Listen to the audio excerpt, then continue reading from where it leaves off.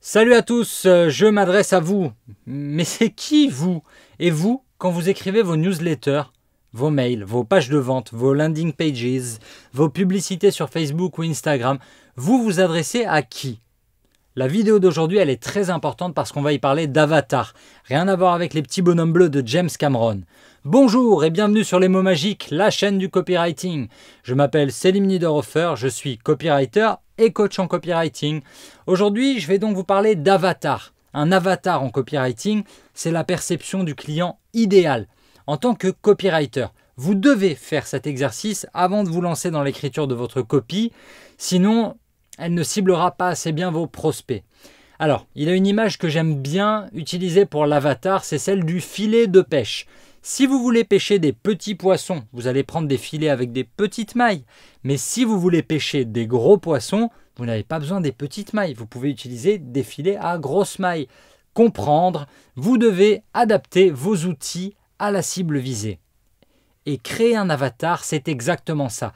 Savoir ce que vous voulez pêcher, en clair, savoir à qui vous voulez vous adresser. On va prendre un exemple. Quand je vous parle à toi, avec mon vous du singulier, mon vous de politesse, je vous imagine entre 20 et 40 ans, en train de regarder cette vidéo sur un téléphone portable. Vous voulez devenir copywriter après avoir été rédacteur peut-être, ou alors vous vendez des t-shirts, vous créez des objets que vous voulez vendre sur le web, vous êtes coach, thérapeute, consultant, photographe, vous êtes propriétaire d'un restaurant. La palette des métiers, elle est large, mais ce que je sais, c'est que vous voulez trouver plus de clients grâce au pouvoir des mots. Dans tous les cas, que vous soyez copywriter professionnel ou que vous ayez besoin de copywriting, de publicité pour vendre votre offre, la seule chose que je sais de vous, c'est que vous voulez vous améliorer en copywriting pour développer votre business et gagner plus. Est-ce que vous êtes un homme ou une femme? J'admets que pour moi, ça ne compte pas trop ici sur cette chaîne. Le copywriting est une compétence que vous devez acquérir, que vous soyez un homme ou une femme. Je ne vais pas m'adresser à vous différemment en fonction de votre sexe. Alors, en revanche, il y a évidemment des business où le sexe compte énormément pour définir l'avatar de votre client. On prend l'exemple des protections hygiéniques pour les femmes ou du déodorant masculin pour les hommes. On voit rarement une pub pour Vania ou Tampax mettre en scène un papa qui achèterait des tampons pour sa fille ou un mari qui achèterait des protège-slips pour sa femme. Les marques s'adressent directement à la cliente potentielle et vous devez faire pareil quand vous rédigez pour vendre. C'est donc le point numéro 1 dans le processus de copywriting, définir votre avatar, choisir qui est votre client idéal pour trouver les mots qui vont lui parler. On va prendre un exemple de pub que je vois beaucoup tourner et qui me cible. Les publicités pour des formations sportives, pour des formules de coaching sportif en ligne. Dans les vidéos que je vois, c'est souvent des hommes de 30-40 ans, super motivés, qui veulent atteindre leurs objectifs. C'est tout moi ça! Du coup, ça me parle, ça résonne en moi, ça me touche et je suis plus attentif. Par rapport à la méthode AIDA dont je vous ai parlé dans une vidéo précédente, ils ont totalement capté mon intérêt parce que ça me parle. Je m'identifie à ce que je vois à l'image. Allez, on revient aux pubs pour les tampons. L'avatar, c'est toutes les femmes en âge de mettre des tampons, donc des premières règles jusqu'à la ménopause. Dans les pubs pour les tampons ou les serviettes hygiéniques, on va donc voir tout type de femmes de 11-14 ans à 50 ans.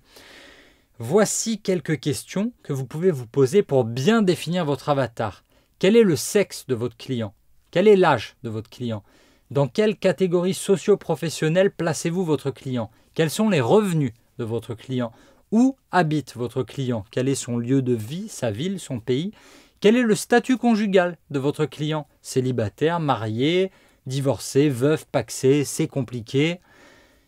Une question importante, quel est le besoin fondamental associé à votre offre? Ça, on le détaillera dans une autre vidéo. En clair, quel est le problème que rencontre votre client et que votre offre résout pour lui?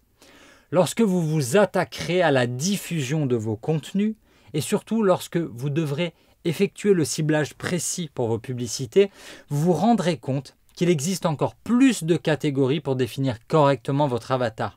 Et une fois que vous avez défini votre avatar, vous en faites quoi? Mon conseil, Vous imprimez une photo de votre client idéal et vous lui donnez un prénom. C'est une technique que j'utilise depuis très longtemps avec tous mes clients. J'ai besoin d'avoir une photo pour savoir pour qui j'écris. Là, quand je vous parle, j'imagine Arthur, un jeune artiste qui aimerait bien développer son business, mais qui n'a jamais suivi le moindre cours de marketing, de management ou de vente. Quand je prépare cette vidéo, je me dis « Ok, est-ce qu'Arthur va comprendre cette vidéo, les techniques qui sont dedans, les exemples qui sont dedans ?» Le deuxième conseil que je vous donne, c'est de repenser à vos clients passés. Est-ce qu'ils comprendraient votre vidéo? Est-ce qu'elle leur serait utile pour développer leur activité? Là, je repense à certaines clientes avec qui j'ai travaillé et je me dis « Elles, c'est bon, elles avaient bien défini leurs avatars dès le début. » Alors attention, cette technique de l'avatar, elle est très bien pour débuter, mais il ne faut pas hésiter à jeter vos croyances à la poubelle. Votre avatar n'est peut-être pas le bon. D'ailleurs, si vous voulez un conseil que j'ai lu dans un livre sur le management chez Amazon, d'ailleurs une de leurs règles chez Amazon, c'est de ne pas écrire dans leur mail « je crois que »,« je pense que », mais ils doivent utiliser des phrases comme « les faits montrent que »,« les chiffres prouvent que ». Je vous donne un exemple concret pour illustrer ça. Quand j'écris pour Art de séduire, je sais que j'écris pour un homme célibataire. À mes débuts, en 2010, je l'imaginais plutôt urbain, branché, la trentaine, avec un bon pouvoir d'achat. En clair, mon avatar, c'était celui du magazine masculin tendance GQ.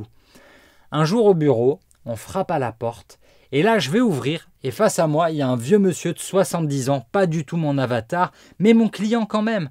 Ce gentil monsieur ne retrouvait pas ses mots de passe pour consulter sa formation Conversation captivante que j'avais créée et qu'il avait achetée. Ça m'a fait prendre conscience qu'on connaît souvent trop peu nos clients.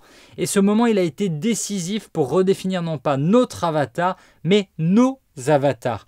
Désormais, je sais que j'écris plus rarement pour le jeune étudiant de 15-23 ans, mais bien plus pour le jeune actif de 23-35 ans et pour les divorcés de 45-55 ans qui reviennent sur le marché du célibat. Si vous avez un blog, profitez-en pour consulter Google Analytics. Ça vous donnera une idée pour affiner votre avatar et mieux écrire votre copie. Petite mise en garde tout de même, vos lecteurs ou spectateurs qui consomment votre contenu gratuit ne sont pas forcément ceux qui iront au bout de la démarche en devenant clients. Ça m'intéresserait beaucoup de savoir vos villes de provenance, tiens, histoire de savoir où vous avez envie d'apprendre le copywriting, histoire de mieux connaître votre avatar. Vous me le dites dans les commentaires?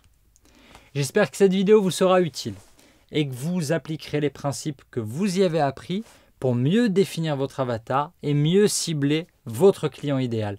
Parce que un client mieux ciblé, c'est une vente plus facile à faire. Je vous remercie d'avoir suivi cette vidéo de conseils en copywriting. Pensez à vous abonner et à activer la petite cloche des notifications pour recevoir directement les nouvelles vidéos dès qu'elles sont publiées. Le pouce en l'air, bien entendu, ça fait toujours plaisir. Et vous pouvez me poser toutes les questions auxquelles vous pensez. Vous me les posez dans les commentaires. Soit je vous réponds à l'écrit, soit je répondrai en vidéo.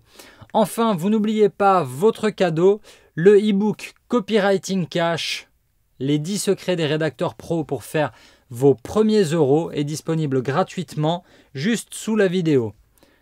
Je vous retrouve très rapidement pour de nouveaux conseils en copywriting.